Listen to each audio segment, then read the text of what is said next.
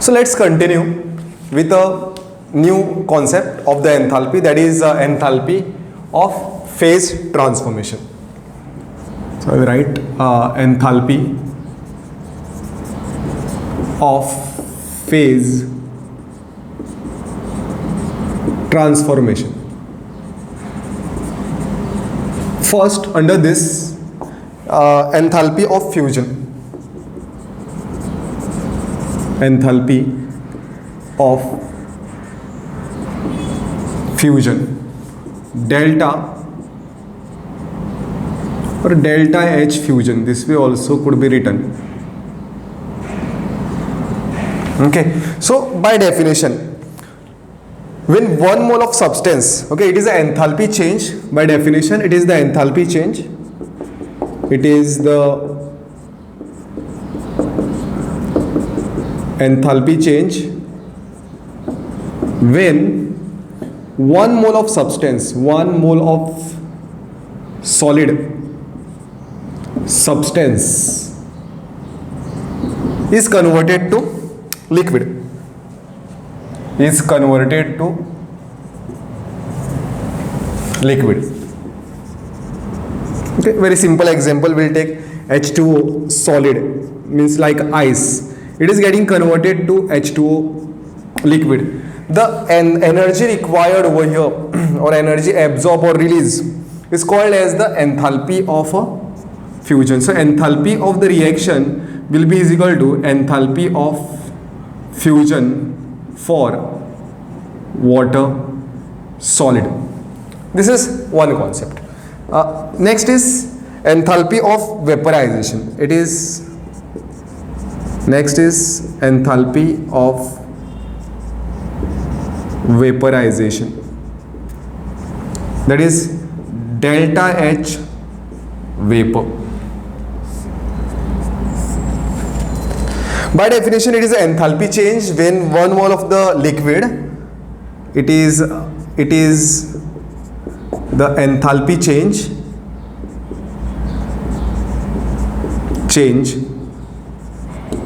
when 1 mole of liquid is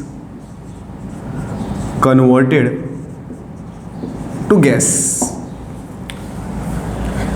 Simple, H2O liquid getting converted to H2O gas. Okay, so here enthalpy of the reaction is equal to enthalpy of vaporization of H2O liquid. Third is the enthalpy of sublimation.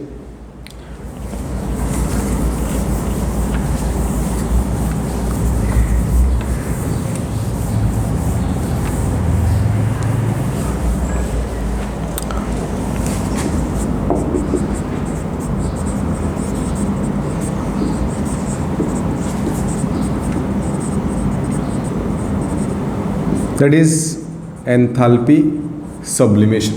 Now what is the sublimation? Solid getting directly converted to a gas, right? It is the enthalpy change, we can write it is the enthalpy change when 1 mole of solid is converted to gas.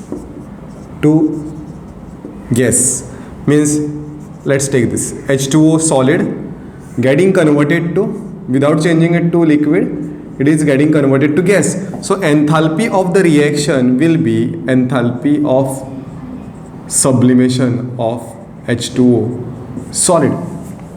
Now what is the relationship? Enthalpy of sublimation, how they are related to enthalpy of vaporization and the enthalpy of fusion. For a given substance, we can write enthalpy of sublimation will be equal to enthalpy of fusion plus enthalpy of vaporization. This is what we can write Okay, how? See, it is very simple. We can use a Hess law over here. H2O solid getting converted to H2O gas. So when solid is getting converted to a gas, it is called as sublimation. So this will be what? Enthalpy of sublimation. But if it is going via this process, let's say solid is getting converted to what? Solid is getting converted to H2O liquid, and this further is getting converted to gas. So from here to here, it is what? Enthalpy of fusion, and from here to here it is enthalpy of vaporization. So what is this?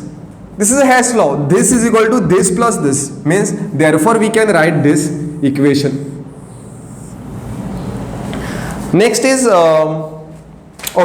all these things are applicable when all these enthalpies are taken at a constant temperature. It shouldn't be like you are calculating a sublimation, enthalpy of sublimation at some temperature, enthalpy of fusion at some other temperature. No, it should be at a constant temperature. Then only it is going to work. Next is bond enthalpy.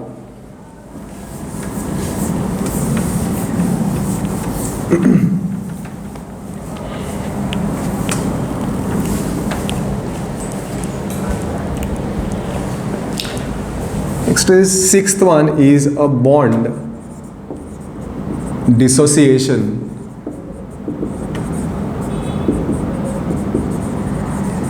enthalpy, that is delta H BDE. We'll write it this way. So we have previously we have done enthalpy of atomization. There what was the thing? We used to start with anything like solid, liquid, and that process was converting to a gaseous atom. That was the enthalpy of atomization. You were converting a liquid or solid or even sometimes gas to a particular atoms. So that was the enthalpy of atomization. Now what is bond dissociation enthalpy? Here specifically a gaseous molecules are getting converted to the atoms, means we are just spending energy to break the bonds between the atoms. So energy spent to convert a molecule into an atom. That is what the bond dissociation enthalpy. So we'll start with this. To write the definition, what we can write is that it is the enthalpy change. It is the enthalpy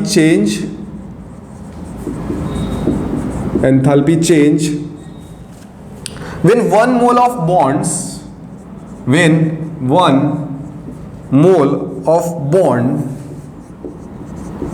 from a gaseous reactant or a substance is broken to form gaseous species. This is very important. Or a free radical. Gaseous species or a free radical. Like for example, I'll consider this. Hydrogen gas is converted to 2 hydrogen atom. Okay, this is one thing. A Br2 gas, this is also getting converted to 2 Br atom. Gas means they are separated from one another. So here also there is an enthalpy of reaction which is equal to bond dissociation enthalpy of H2. Here this is also enthalpy of reaction which is equal to bond dissociation enthalpy of Br2. We'll take more example.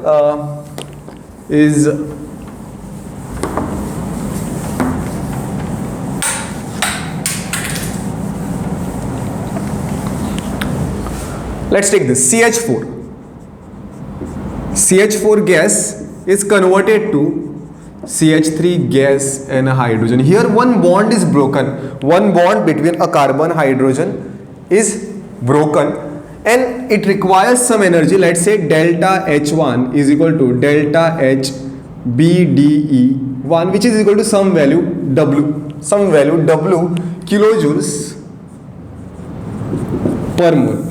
Okay, now this CH3, again you are breaking a carbon hydrogen bond. In this case it will become CH2 gas plus hydrogen gas, hydrogen atom, it is gas means atom.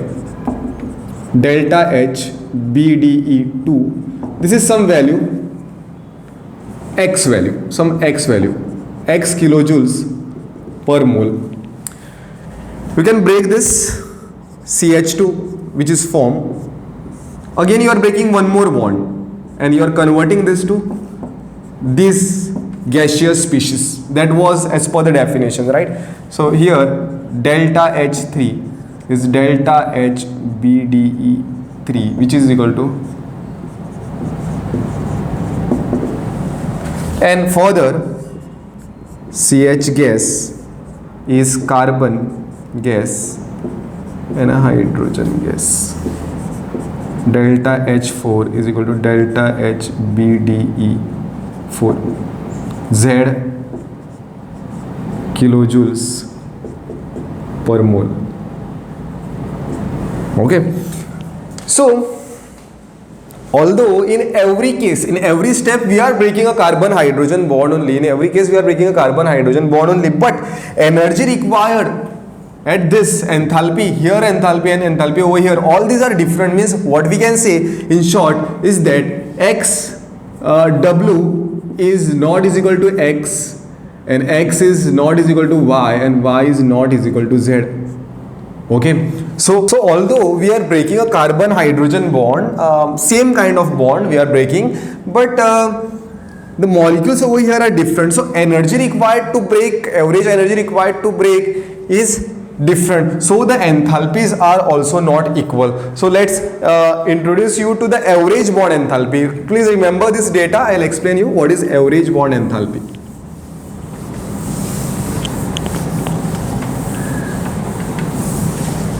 Bond dissociation enthalpy. Okay, let's talk about the average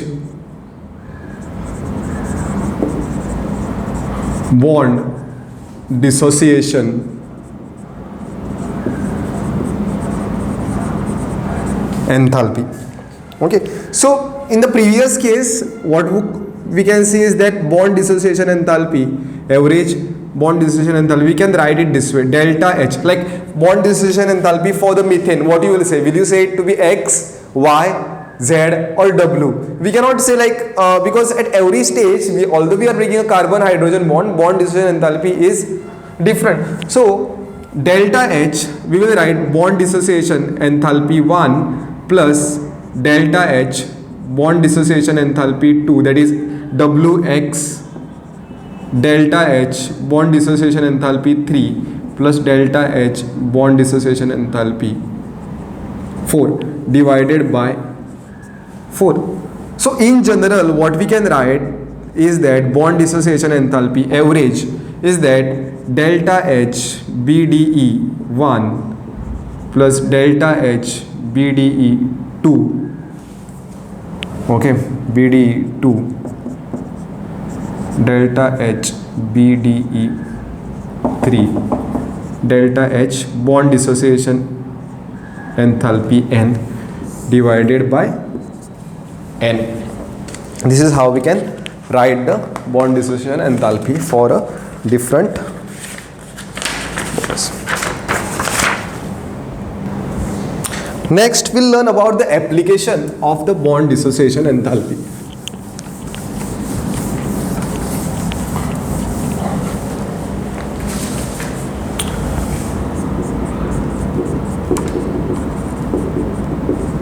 Application of bond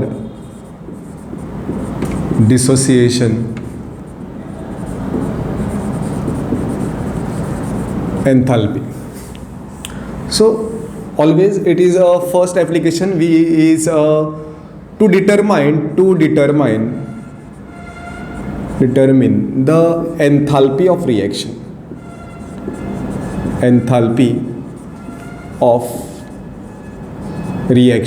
This is the application, that is will determine a enthalpy of reaction. You consider a simple reaction. See, everywhere most of the time we are using a Hess law, right? Again we'll apply that.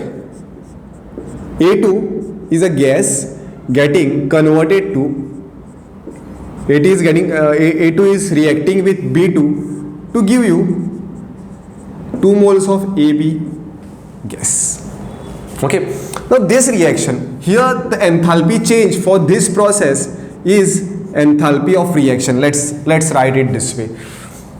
I write it this way. First I will write, this will get converted to 2A atoms. Means what is this? This is called as enthalpy bond dissociation enthalpy of A and A, means A and A. This is getting converted to B, and this is called as a bond dissociation delta H BDE of B and B.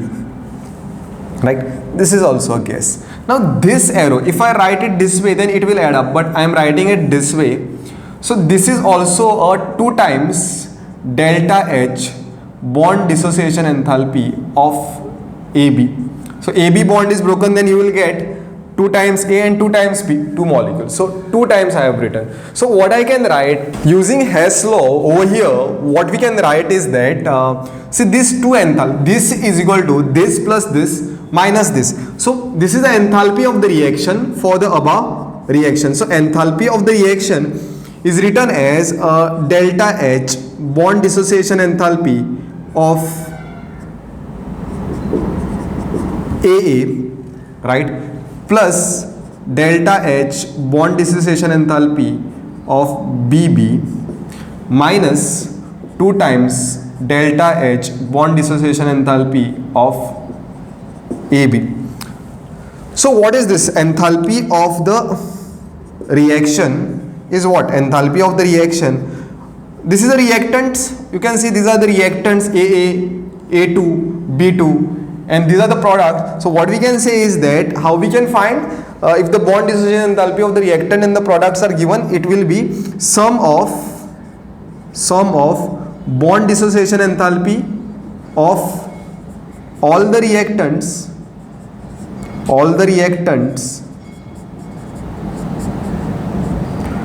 minus sum of bond dissociation enthalpy of all the products, right? This is the simplest formula which we can have over here. So this is the bond dissociation enthalpy. This is a relation using a Hess law. So we have done so far many enthalpies of reaction. One, we related enthalpy of reaction with respect to the formation. There it is product minus reactant. With respect to combustion, it is sum of enthalpies of the combustion of the reactant minus product. And here also enthalpy of the reaction is sum of bond dissociation enthalpy of the reactant minus sum of bond dissociation enthalpy of all the products. So this is the difference between all the relations you should be knowing.